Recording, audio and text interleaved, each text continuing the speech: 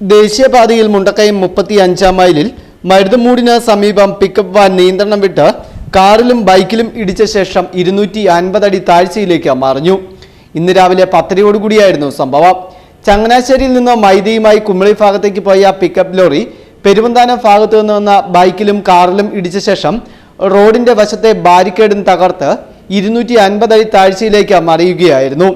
അപകടത്തിൽ പിക്കപ്പ് വാനിലുണ്ടായിരുന്ന ഒഡീഷ സ്വദേശികളായ 2 പേർക്ക് പരിക്കേറ്റു. ഇവരെ മുണ്ടക്കയം മെഡിക്കൽ ട്രസ്റ്റ് ആശുപത്രിയിൽ പ്രവേശിപ്പിച്ചു.